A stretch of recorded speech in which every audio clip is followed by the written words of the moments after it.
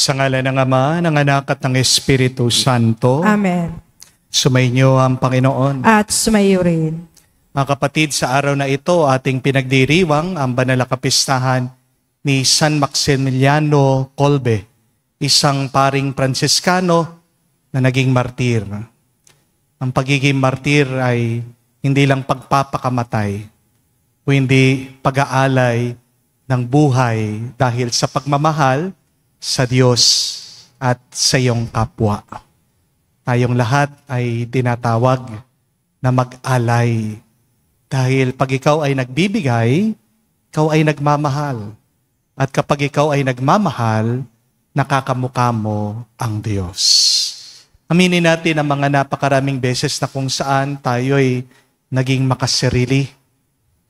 Tayo magpakumbaba, lingin natin muli ang awa ng Diyos para makita tayong karapat-dapat makatanggap sa mga banal na misteryo.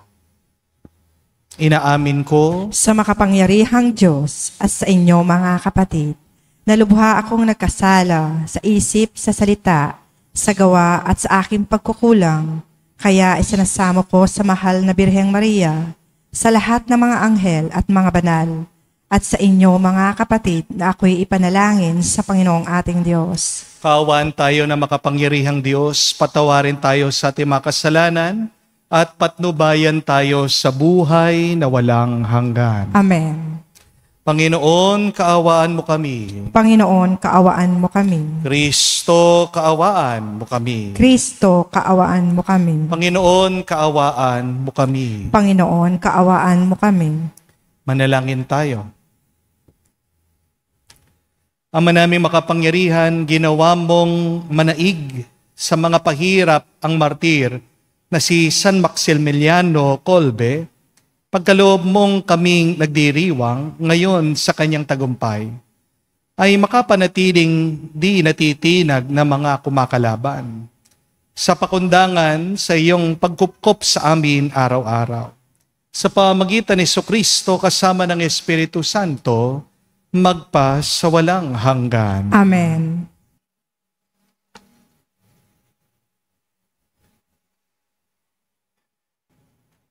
Pagbasa mula sa aklat ni Josue. Noong mga araw na iyon, sinabi ng Panginoon kay Josue, "Sa araw na ito'y padadakilain kita sa paningin ng buong Israel. Sa ganito, makikilala nilang ako'y sumasa iyo tulad ng ginawa ko kay Moises. Sabihin mo sa mga saserdoteng Levita na magdadala ng kaban ng tipan na magtuloy na sila sa ilog Jordan, ngunit hihinto pagtuntong ninyo sa tubig." At tinawag ni Josue ang mga tao, "Hali kayo at pakinggan ninyo ang ipinasasabi ng Panginoon, ang inyong Diyos." At sinabi niya sa mga tao, "Dito ninyo malalaman na sumasa inyo ang Diyos na buhay. Pagdating ninyo roon, lilipulin niya ang mga Kananeo, ang kaban ng tipan ng Panginoon. Ang Panginoon ng sangkalupaan ay mauunang itatawid ng ilog Jordan. Kapag ang mga saserdoteng may dala ng kaban ng tipan ay tumuntong sa tubig, titigil ng pag-agos ang ilog Jordan. Ang tubig ay matitipon sa isang lugar sa hulo. Sa pangunguna ng mga saserdoteng may dala ng kaban ng tipan, umalis ng kampamento ang bayang Israel upang tumawid sa ilog. Malaki ang tubig ng Jordan sa panahon ng tag-ani. Nang sumapit sa ilog Jordan, ang mga saserdoteng may dala ng kaban ng tipan, tumigil ang agos sa hulo at ang tubig ay natipon sa tapat ng bayan ng Adam, lungsod na nasa tabi ng Sartan.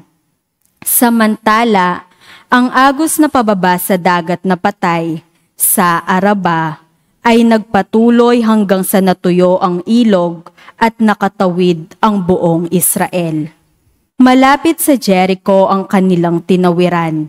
Nanatili sa gitna ng natuyong ilog ang mga saserdoteng may dala ng kaban ng tipan, samantalang tumatawid sa ibayo ang buong bayan. Tuyo ang nilalakaran nila. Ang salita ng Diyos. Salamat sa Diyos. Alleluia. Alleluia. Ang bayang Israel sa bansang Ehipto'y doon inilabas nang ang lahing ito sa bansang dayuhan ay pawang lumikas. Magmula na noon, ang lupaing Huday naging dakong banal at yaong Israel ginawa ng Diyos na sariling bayan. Alleluia. Ang dagat ng tambo nang ito'y makita ay tumakas na rin. Magkabilang panig ng ilog ng Hordan noon ay humimpil. Maging mga bundok katulad ng tupa ay pawang nanginig. Pati mga burol nanginig na parang tupang maliliit. Alleluia. Ano ang nangyari? At ikaw, o dagat, wala ng dayuhan? Ikaw naman, Hordan, bakit ang tubig mo'y hindi na dumaloy? Kayong mga bundok, nanginginig kayong tupa ang kapara at ang mga burol natakot na parang maliliit na tupa? Alleluia.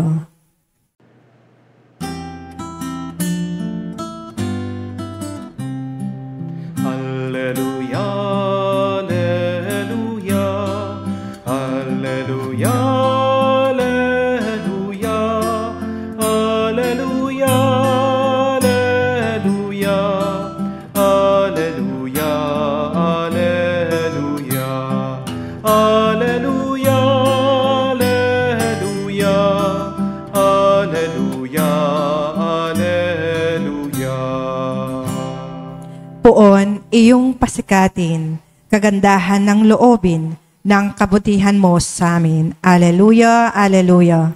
Sumainyo ang Panginoon. At sumaiyo rin. Ang mabuting balita ng Panginoon ayon kay San Mateo. Papuri sa iyo, Panginoon. Nung panong yun, lumapit si Pedro at nagtanong kay Jesus, Panginoon, makailan pong papatawarin ang aking kapatid na paulit-ulit na nagkakasala sa akin? Makapito po ba? Sinagot siya ni Jesus, hindi ko sinasabing makapito, kundi 70 ulit pa nito. Sapagkat ang paghahari ng Diyos ay katulad nito. Ipinasya ng isang hari na pagbayaran ang kanya malingkod na may utang sa kanya. Unang dinala sa kanya ang isang may utang na 10 milyong piso. Dahil siya'y walang ibayad, inutos ng hari na ipagbili siya at ang kanyang asawa, mga anak, at lahat ng ari-arian upang makabayad. Nanikluhod ang taong ito sa harapan ng hari at nagmakaawa. Bigyan pa po ninyo ako ng panahon at babayaran ko sa inyo ang lahat. Naawa sa kanya ang hari kaya pinatawad ang kanyang mga utang at pinayaon siya. Ngunit pagkaalis niya roon ay nakatagpo niya ang isa sa kanyang kapwa lingkod na may utang na 500 piso sa kanya. Sinunggaban niya ito at sinakal, sabay winika, magbayad ka ng utang mo. Naglumuhod yun at nagmakaawang sa kanya. Bigyan mo pa ako ng panahon at babayaran kita. Ngunit hindi siya pumayag. Sa halip, pinabilanggo niya ang kanyang kapwa lingkod hanggang sa ito'y makabayad. Nang makita ng kanyang mga kapwa lingkod ang nangyari, sila'y labis na nagdamdam. Pumunta sila sa hari at sinumbong ang nangyari. Kaya't pinatawag siya ng hari, ikaw, napakasama mo. Sabi niya, pinatawad kita sa utang mo sapagkat nagmamakaawa ka sa akin. Nahabag ako sa iyo. Hindi ba dapat ka ring mahabag sa kapwa mo? At sa galit ng hari, siya'y ipinabilanggo hanggat sa mabayaran niya ang kanyang utang. Gayon din ang gagawin sa inyo ng aking Ama na nasa langit kung hindi ninyo patatawarin ang inyong kapatid. Pagkatapos sabihin ni Jesus ang mga bagay na ito, siya'y umalis sa Galilea at nagtungo sa lupain ng Judea sa kabila ng ilog Jordan. Mga kapatid, ang mabuting balita ng ating Panginoon. Pinupuri ka namin, Panginoong Hesukristo. Magandang araw po muli sa inyong lahat. Mga kapatid, may mga tao na kapag narinig mo ang kanilang kwento, mapapatanong ka sa Diyos, Lord, kaya ko rin bang pagdaanan ang pinagdadaanan niya? Isa po sa kanila ay si San Maximilian Kolbe, isang paring Pransiskano na hindi lang nag-alay ng kanyang buhay para sa Diyos, kung hindi, inalay din niya ang kanyang buhay para sa kapwa bilanggo doon sa Auschwitz. Sa mga hindi po nakakakilala kay San Maximilian Kolbe, siya po ay nakulong nung panahon ng World War II doon po sa Nazi concentration camp. Ang Auschwitz po ay isang lugar kung saan pinapahirapan ng mga German ang mga Hudyo nung pong World War II. Pinagtatrabaho sila kahit na walang sweldo, tinotorture ang ibang tao, pinatay na walang kaawa-awa. Isang araw, meron pong isang bilanggo na nagtangkang tumakas. Pero nahuli siya, bilang parusa, pumili po ang mga Nazi ng 10 tao para patayin sa pamamagitan po ng gutom. Isa po sa kanila ay isang lalaki na may asawa at anak. Dahil po hindi niya makayang mamatay at maiwan ang kanyang pamilya, umiiyak daw po itong lalaki. Sumisigaw, nagmamakaawa.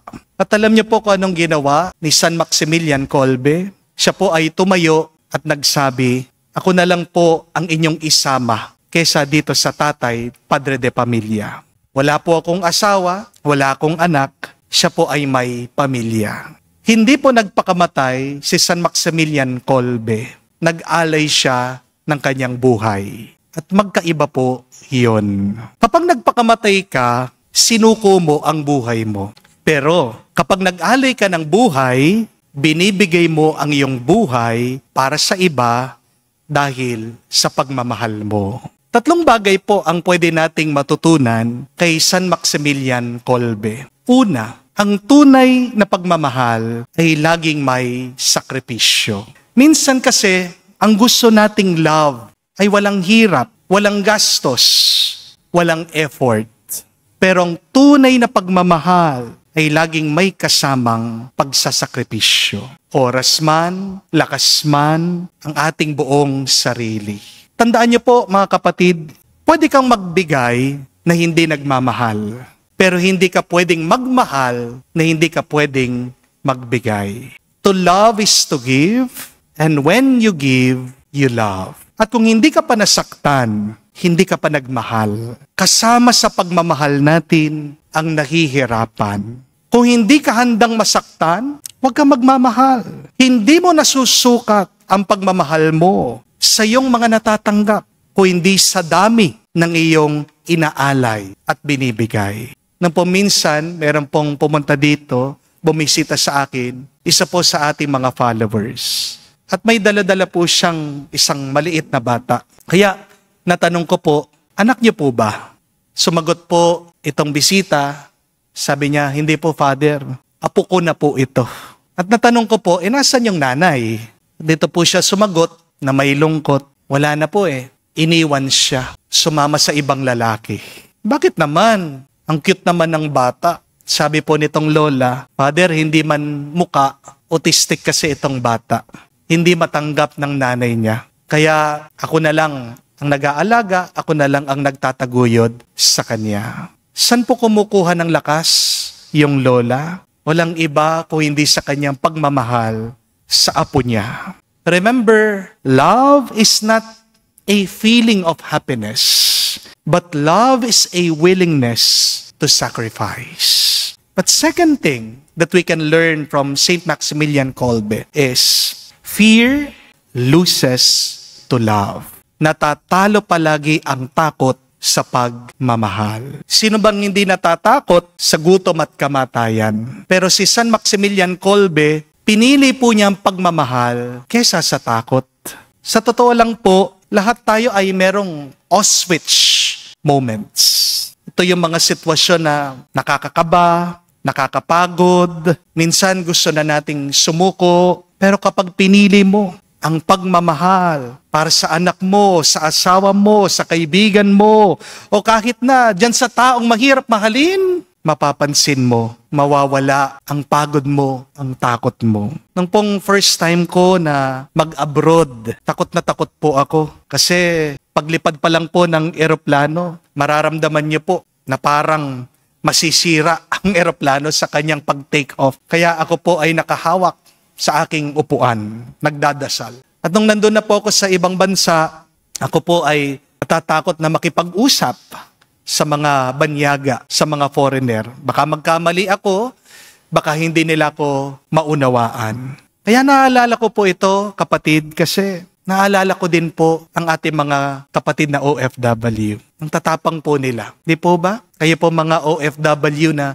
sumusubaybay sa ating banal na misa, saludo po ako sa inyo. Kasi kahit na nasa ibang lugar kayo, hindi nyo kilala ang mga tao, hindi nyo maunawaan ang kanilang wika, nagpapatuloy pa rin kayo. Nakikipag-isapalaran, lumalaban sa buhay. San humuhugot ng lakas ang mga kapatid nating OFW? Di ba? Wala nang iba kung hindi sa kanilang pagmamahal, sa kanilang mga pamilya. Bakit sila kumakayod, nagtatrabaho, nagsasakripisyo? Bakit napakalakas ang kanilang loob? Kasi kailangan Kung susuko sila, kung titigil sila, paano na lang ang kanilang mga pamilya? Mga kapatid, kung takot ka at nag-aalala, dagdagan mo pa ang pagmamahal mo. Paano? Magdasal ka, humingi ka ng grasya, dahil ang ating Diyos ay ang Diyos ng pagmamahal. Amen? Love wins over fear every time. Third and last that we can learn from St. Maximilian Kolbe is, your yes today prepares you for your big yes tomorrow. Hindi naman po biglaan na naging martir si San Maximilian Kolbe. Bago po yun, araw-araw, sinasabi po niya yung yes sa mga maliliit na bagay. Yes, sa tapat niyang pagdarasal sa Diyos. Yes, sa pagtulong niya sa mga mahihirap, sa mga dukha. Yes, sa pag-aalaga sa mga may sakit. Kaya nga po, nung dumating yung big yes moment ni San Maximilian Kolbe, handa po siya. Hindi po siya umurong. Magandang pagnilayan po ito, di po ba? Saan ba tayo tinatawag ng Diyos na tumango, sabihin natin ang ating oo, ang ating yes? What does God want you to say yes to now in your life? Baka tinatawag ka na bumalik sa iyong asawa, sa iyong pamilya. Mag-yes ka ba? Baka tinatawag ka ng Diyos, mag-diet ka na. Ang dami mo nang nararamdaman na sakit sa iyong katawan. Mag-yes ka ba? Baka tinatawag ka rin ng Diyos na iwanan mo na yung bisyo, na magbagong buhay ka na, kapatid. Mag-yes ka ba? Kapatid, nasa harapan mo na ang misyon pinapagawa ng Diyos sa iyo. Haharapin mo ba o tatalikuran mo? Huwag kang mag-alala, kapatid, dahil kapag hinaharapan mo ang pinapagawa ng Diyos, bibigyan ka niya ng lakas ng loob at pagpapalain ka niya. Remember, God honors obedient hearts. Mga kapatid, maaaring hindi ka tinatawag na mamatay ng Diyos para sa ibang tao, gaya ni San Maximilian Kolbe. Pero araw-araw, tayo tinatawag ng Panginoon na mabuhay para sa iba. Pagbibigay mo ng oras para makinig sa iyong mga anak, ang magpatawad sa mga nakasakit sa iyo, ang unahin mo ang iyong kapwa bago sa iyong sarili. Lahat ng yan ay tawag din ng Diyos. Sabi nga po ni San Maximilian Kolbe, only love creates. Ang takot, naninira. Ang galit, sisiraan ka sa iyong loob. Pero ang pagmamahal, yan ang nagbubuo, yan ang nagtatayo sa iyo. Kaya ngayon pong araw, tanungin natin ang ating sarili. Kanino ba ako pwedeng maging San Maximilian Kolbe sa iba? Baka sa asawa mo na matagal mo nang hindi kinakausap. Baka sa kaibigan mo na matagal mo nang hindi nasasamahan, natutulungan. Baka yung kapitbahay mo na may problemang pinagdadaanan. Kapag pinili mong magmahal, kapatid, kahit na mahirap, kahit na masakit, dun mo mararanasan ang Diyos. Sa puso mo at palalakasin ka niya harap ng anumang takot at problema mo. Dito po tayo magpatulong kay San Maximilian Kolbe. Sabihin natin sa kanya, San Maximilian Kolbe, pagdasal mo kami, panalangin mo kami, gabayan mo kami ngayon at magpakailanman. Amen. Tumayo po tayo. Manalangin tayo sa Diyos upang makapagdulot ng pakikipagkasundo sa daigdig ang kanyang bayan na makadama sa kanyang pagpapatawad. Ating sabihin, Panginoon, dinggin mo kami. Panginoon, dinggin mo kami. Ang bayan ng Diyos na pinalaya ng dugo ni Kristo, naway hindi magkahiwa-hiwalay at mamuhay sila sa pagkakaunawaan at kapayapaan. Manalangin tayo sa Panginoon. Panginoon, dinggin mo kami. Ang mga may dinaramdam o sama ng loob, bunga ng mga kalupitan at pagkakamaling ginawa sa kanila, naway huwag magkimkim ng hinanakit sa kanilang puso, bagkus maging bukas sa kapayapaan ni Kristo. Manalangin tayo sa Panginoon. Panginoon, dinggin mo kami. Ang mga nahihirapang magpatawad, naway mapagtanto at maunawaan ang mayamang pahabag ng Diyos sa bawat isa at matutong makapagpatawad mula sa puso. Manalangin tayo sa Panginoon. Panginoon, dinggin mo kami. Sa katahimikan po ng ating puso, banggitin natin at sabihin sa Diyos ang ating mga personal na pangangailangan. Ama naming nasa langit, basan mo na may habag ang aming mga pagkakamali. Iadya mo kami sa katigasan ng aming puso at tulungan mo kaming maging handang makapagpatawad sa mga tinamo naming mga pasakit upang mabuklod na muli ang mga magkakahiwalay. Hinihiling namin ito sa pamagitan ni Kristo, aming Panginoon. Amen.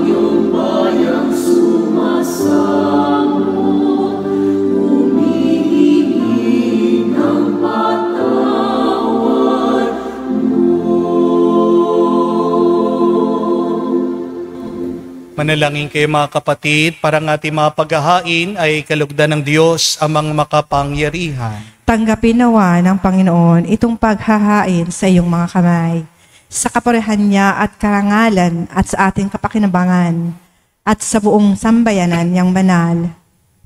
Ama naming lumikha, ang mga alay nito ay mapuspos nawa ng iyong pagpapala at patatagin mo kami sa pananampalataya. na pinanghahawakan ni San Maximiliano Kolbe hanggang dumanak ang dugo niya sa pamagitan ni Jesucristo kasama ng Espiritu Santo magpa sa walang hanggan. Amen. Sumainyo ang Panginoon. At sumayo rin. Itaas sa Diyos sa inyong mga puso at diwa. Itinaas na namin sa Panginoon. Pasalamatan natin ang Panginoong ating Diyos. Marapat na siya ay pasalamatan. Ama naming makapangyarihan, tunay nga marapat ikaw ang aming pasalamatan.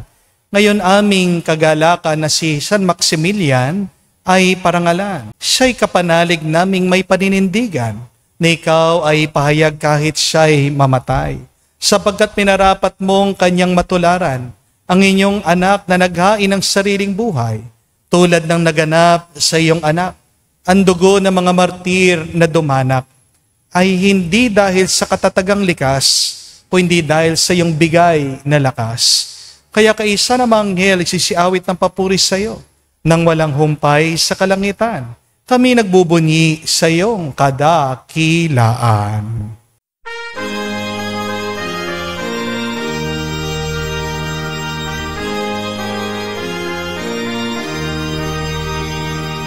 Santo, Santo, Santo, Panginoong Diyos ng mga hukbo. Napupuno ang langit at lupa ng kadakilaan mo. Hosana sa kaitasan, pinagpalang na paninito sa ngalan ng Panginoon. Hosana sa kaitasan, Hosana sa kaitasan. Ama naming banal, ikaw ang bukalanta ng kabanalan, kaya't sa pamagitan ng iyong Espiritu, gawin mong banal ang mga kaloob na ito, upang para sa amin, maging katawan at tugo ng aming Panginoong Hesu Kristo.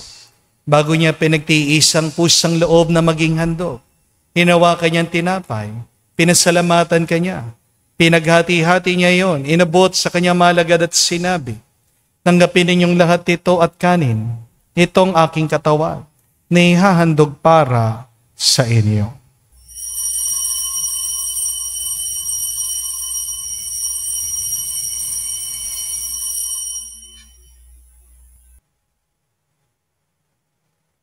Gayon din naman, matapos ang hapunan, hinawakan niyang kalis. Muli kanyang pinasalamatan. Inabot niyang kalis sa kanyang malagad at sinabi, tanggapin ninyong lahat ito at inumin. Itong kalis ng aking dugo, ng bago at walang hanggan tipan. Ang aking dugo na ibubuhos para sa inyo at para sa lahat, sa pagpapatawad ng mga kasalanan. Gawin ninyo ito sa pag-alaala sa akin.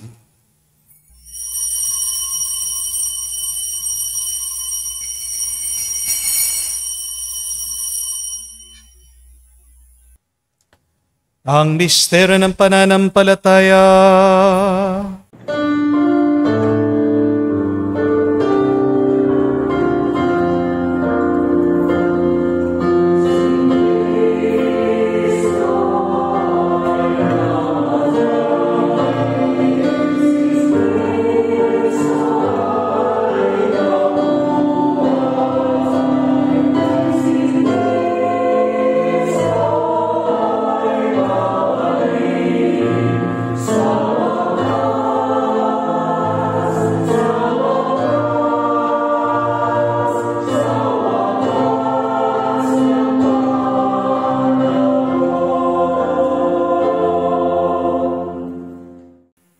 Ama, ginagawa namin ngayon ang pag-alaala sa pagkamatay muling pagkabuhay ng iyong anak.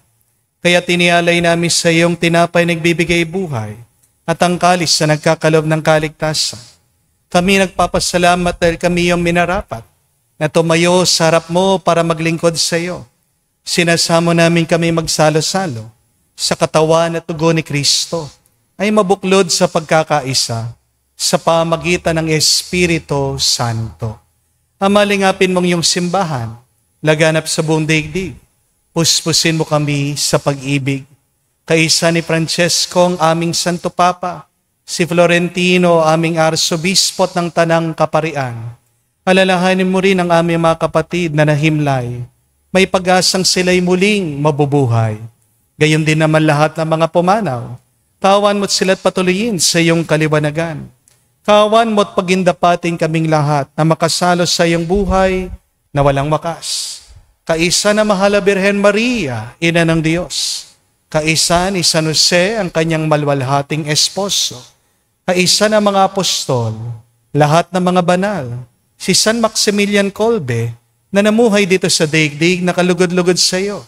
May pagdiwang nawa namin ang pagpupuri sa ikararangal mo sa pamagitan ng iyong anak, aming Panginoong Jesucristo. Sa pamamagitan ni Kristo, kasama niya at sa Kanya, ang lahat ng parangal at papuri ay sa iyo, Diyos Ama, makapangyarihan, kasama na Espiritu Santo, magpasawalang hanggan. Amen, amen, amen. Sa nakagaling na utos sa turo ni Jesus sa Panginoon natin at Diyos, ipahayag natin ang lakas loob.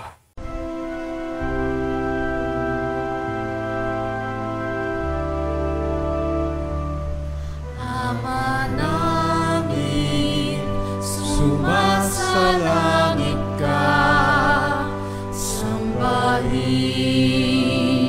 ang ngalan mo, mapasa amin ang kaharian mo, sundin ang loob mo dito sa lupa.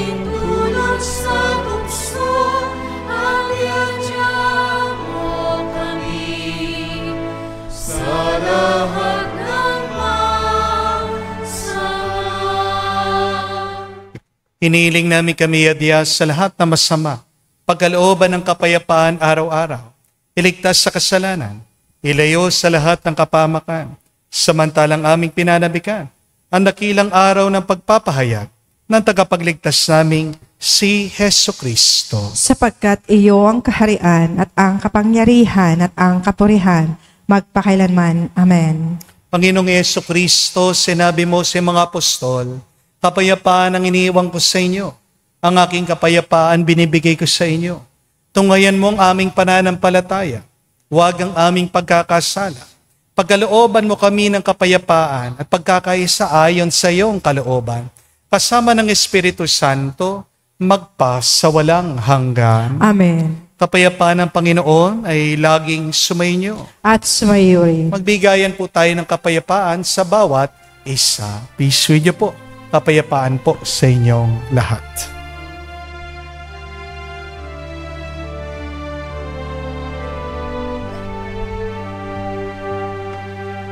Kordero ng Diyos na nag-aalis ng mga kasalanan ng sanlibutan, maawa ka sa amin.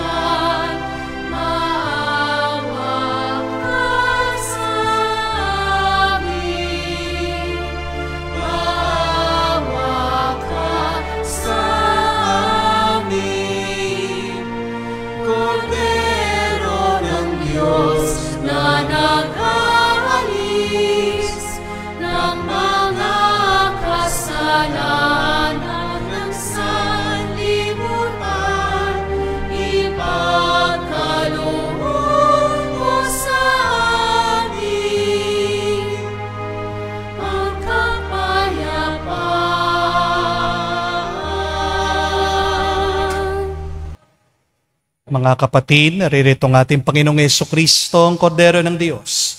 Siya nag-aalis sa mga kasalanan ng sanlibutan.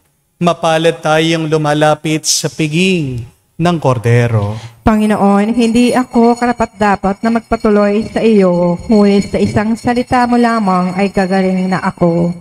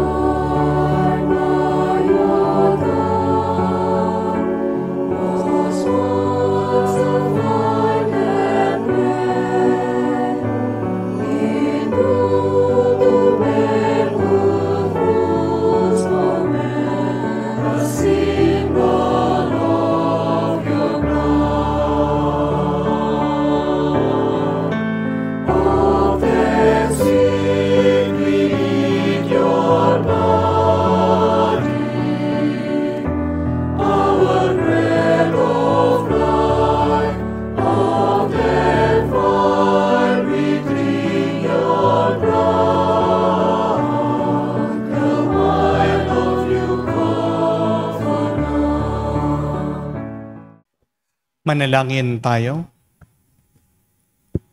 Ama naming mapagmahal, ang tinanggap naming banal na pakikinabang ay makapagdulot nawa sa amin ng katatagan na nagkaloob ng